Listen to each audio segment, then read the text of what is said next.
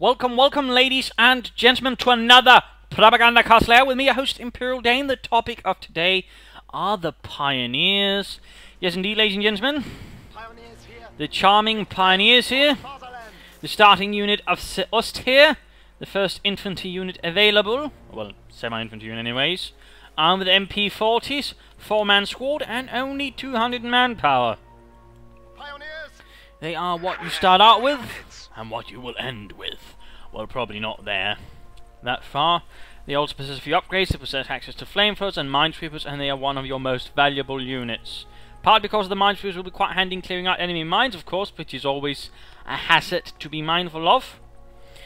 They can also lay down several defenses, bunkers, barbed wire, telemines, and S-mines. Overall, in that part, they can be a very strong part of your defensive preparation, but well, you should not ignore also, for example, the MP40s. Now, they may not be assault grenadiers, they might not even be shock troopers with their much more durability, higher numbers, and of course submachine guns, but they can still actually be a decent close quarters unit, just like the assault gunners, just like the shock troopers. But unlike those, you have to be a bit more cautious in how you approach a battlefield. I mean, if you take this approach, for example, here, we know there's no enemy, but the way he's, for example, doing here, marching across open ground like this, for example, is a bit of a no-no with these Pioneers. I mean, they'd be cut down if there's any rifle unit here. They wouldn't get close and be able to do sufficient damage. What you'd usually want to do is sort of stick closer to the terrain, like that. Avoid any sort of large open mountain. Basically use the cover to sort of take the least amount of fire as you close in.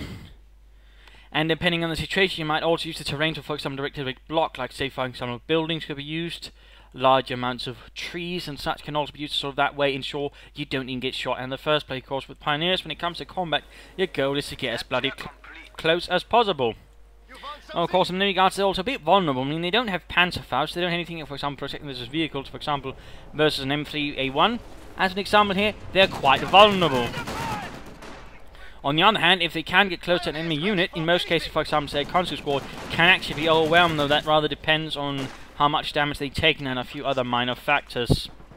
But overall, well handling of your Pioneers can actually lead to some good ease. Though note, most of their veterans abilities don't actually give anything towards combat. Pretty much only Veteran 2 gives some more accuracy, thus making them further lethal up close, but beyond that, it's basically all support stuff like repairing and the first 8 veterancy ability. So that is also a bit vital to keep in mind before you throw them into the fray, into the madness of war. Otherwise, you're certainly going to find themselves a bit wasted. And of course, in that department, you actually want to push them into combat, because getting Veteran 2 and Veteran 3 in those support roles is actually quite good for later on when you have stuff that needs repairs, because the faster you can get that repaired, the faster you can get into the fight. So in that department, they also possess quite a few valuable skills. And of course, as cheap troops, they're also quite handy for recruiting, well, lost weapons, Maxims, MGs, mortars, things like that. Using Pioneers to recruit them tends to be a quite decent idea, since they're cheap to reinforce and thus not a huge strain on your manpower, for example. And of course, I mean, depending on the situation, you either want the flamethrower or you want the hazard package. I mean, if you're really facing combat, not worried about, for example, mines, get a flamethrower up. It will really give you a boost then close to, hell, even slight medium combat there with the flamethrower itself versus infantry, and really sort of help them gain experience. If you are facing mines then a lot, you know, get this one. It will drop their combat effectiveness, but then you're not really getting them for combat, you're getting for clearing up mines and showing the other troops you have can fight.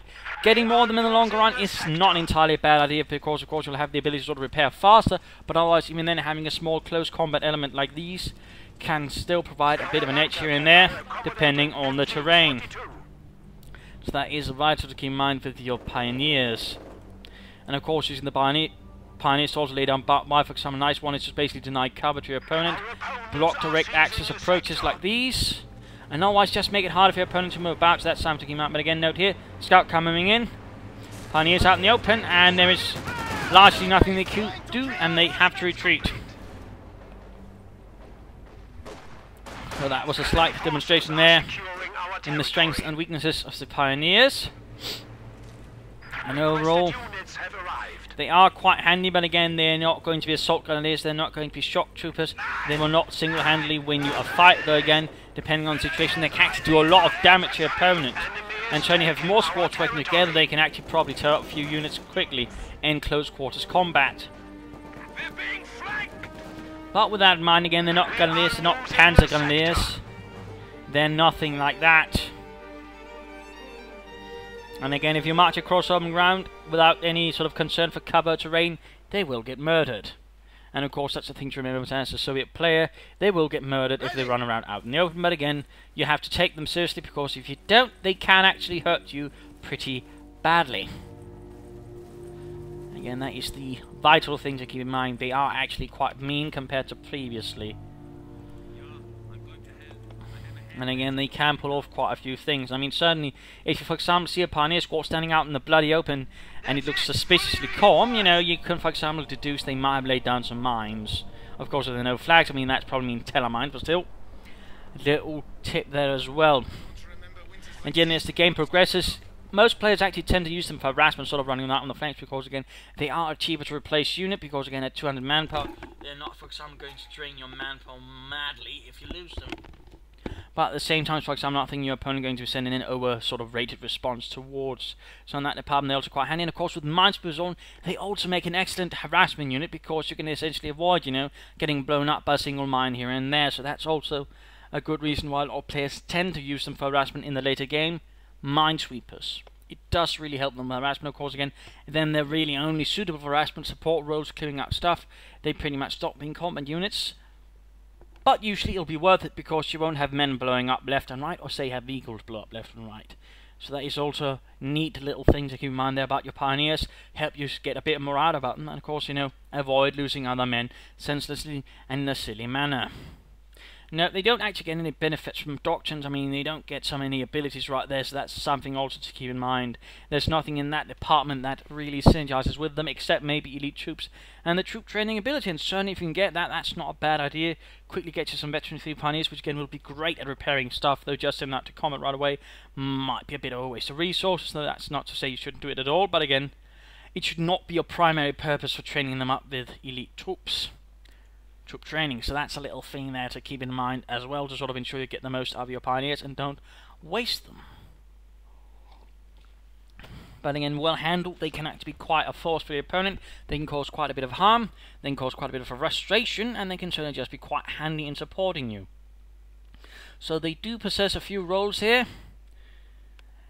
and they can be of help. So overall, I hope that gives people a bit of a clear idea of their pioneers, the strengths and weaknesses of them, how to get the most out of them, and of course how to, as opponents, sort of keep in mind what they can do, and of course, you know, keep in mind what to do with them. Again, they do possess several weaknesses, but they do possess a few unique strengths.